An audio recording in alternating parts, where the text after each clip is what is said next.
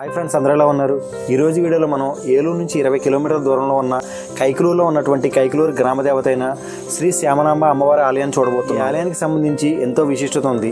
అదేంటంటే ఈ ఆలయంలో శ్యామలాంబ అమ్మవారి ఆలయంతో పాటు శివుడికి సంబంధించిన శ్రీ కనకలింగేశ్వర స్వామి, శ్రీ రామేశ్వర స్వామి, శ్రీ రామలింగేశ్వర స్వామి ఆలయాలు కూడా ఉంటాయి. ఈ ఆలయానికి 300 ఏళ్ల చరిత్ర ఉంది. అలాగే మనకి కైకలూరు అనగానే ముందు గుర్తొచ్చే పేరు కొల్లేరు. సో ఈ రోజు వీడియోలో మనం శ్యామలాంబ అమ్మవారి ఆలయాన్ని, అలాగే ఆలయ చరిత్రను, అలాగే కొల్లేటి అందాలను కూడా చూడబోతున్నాం. మన ఛానల్ మీరు ఫస్ట్ టైం చూస్తున్నట్లయితే ఛానల్ సబ్స్క్రైబ్ చేసి పక్కన ఉన్న బెల్ ఐకాన్ క్లిక్ చేయండి. ఇప్పుడు వీడియోలోకి వెళ్ళిపోదాం.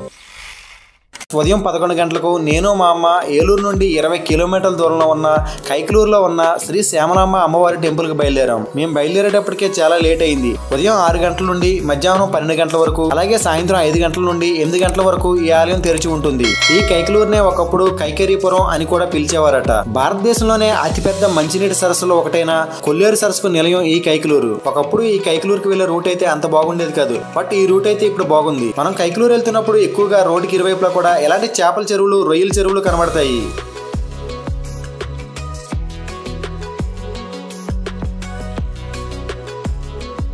ఇప్పుడు మీరు చూస్తుందే కొల్లేటి సరస్సు. ఇండియాలోనే అతిపెద్ద మంచినీటి సరస్సుల్లో ఒకటి. 1,00,000కు పైగా ఎకరాల్లో వ్యాపించి ఉన్న ఈ సరస్సు ప్రకృతి అందాలకు, అరుదైన వలస పక్షులకు ఆలవాలం. సైబీరియా కంట్రీ నుండి సైతం ఇక్కడికి పక్షులు వలస వస్తూ ఉంటాయి. ఎన్నో రకాల చేపలకు కొల్లేరు నిలయం. గోదావరి, కృష్ణా నదుల డెల్టా ప్రాంతంలో, సహసిద్ధమైన లోతట్టు ప్రాంతంలో ఈ సరస్సు ఏర్పడింది. ఈ కొల్లేటి సరస్సు 250 నుండి 340 చదరపు కిలోమీటర్ల మేర విస్తరించి ఉంటుంది. అలాగే ఇక్కడ కొల్లేరు పక్షుల సంరక్షణ కేంద్రం కూడా ఉంటుంది. మార్నింగ్ టైం అలాగే ఈవినింగ్ టైంలో ఎక్కువగా ఇక్కడికి రకరకాల పక్షులు వస్తుంటాయి. సో ఈ టైంలో మనకు వస్తే చూడడానికి అయితే చాలా బాగుంటుంది. ఇక్కడ కాసేపు కొల్లేరు అందాలు చూసిన తర్వాత మళ్ళీ మేము కైకలూరు బయలుదేరాం. ఇప్పుడు మనం కైకలూరు దగ్గరకు వచ్చేసాం. ఇప్పుడు మనం టెంపుల్ దగ్గరికి అయితే వచ్చేసాం. ఇప్పుడు మీరు చూస్తుందే శ్రీ శ్యామలాంబ అమ్మవారి ఆలయం. మేము ఈ ఆలయానికి చేరేటప్పటికి మధ్యాహ్నం 12:15 అయింది. యాక్చువల్ గా అయితే 12 గంటలకి ఈ ఆలయాన్ని క్లోజ్ చేసేస్తారు. బట్ మా అదృష్టం కొద్దీ మేము వెళ్ళేటప్పటికి ఈ ఆలయాన్ని అయితే క్లోజ్ చేయలేదు. ఈ ఆలయం చాలా పురాతనమైంది. దాదాపు 300 సంవత్సరాల చరిత్ర కలిగిన ఆలయం. తొలినాల్లో ఈ ఆలయం చాలా చిన్నదిగా ఉండేదట. ఆ తర్వాత కొంతమంది గ్రామస్తులు ఆలయ పునరుద్ధరణ పనులు చేపట్టారు. 2007లో కంచికామకోటి పీఠాధిపతి స్వామి జయేంద్ర సరస్వతి మార్గదర్శకత్వంలో ఆలయం తిరిగి పునర్వైభవాన్ని పొందింది. ఈ ఆలయంలో శ్యామలాంబ దేవి, రామలింగేశ్వర స్వామి, రామేశ్వర స్వామి, కనకలింగేశ్వర స్వామి ఆలయాలు ఉంటాయి. ఒకే చోట 4 దేవాలయాలతో పాటు 4 ధ్వజస్తంభాలతో ఉండటం ఈ క్షేత్ర విశేషం.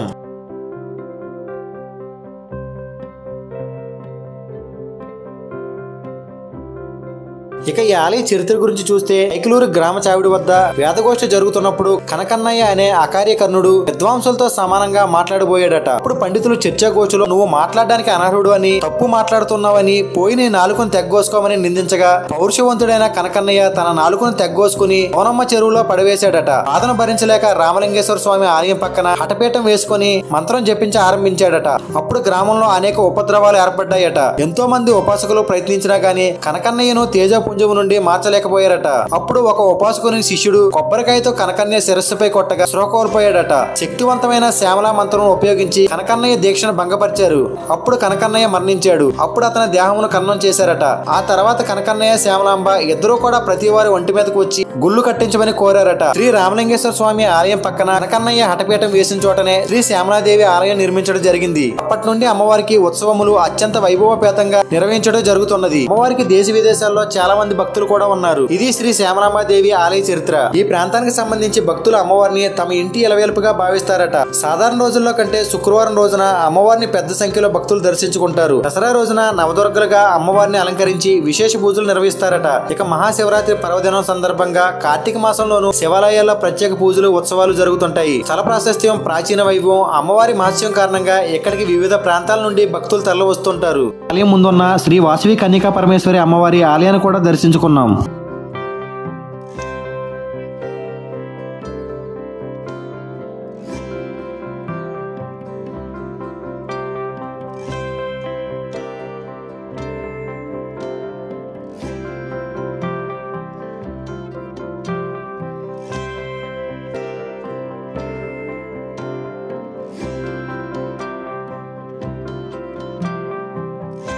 ఇక్కడ దర్శనం అయిపోయిన తర్వాత మళ్ళీ మేము తిరిగి ఏలూరుకి బయలుదేరాం. ఇది ఫ్రెండ్స్ ఈ రోజు వీడియో. ఈ వీడియో మీకు నచ్చితే వీడియోని లైక్ చేసి మన ఛానల్ సబ్స్క్రైబ్ చేయండి. Thank you so much and bye.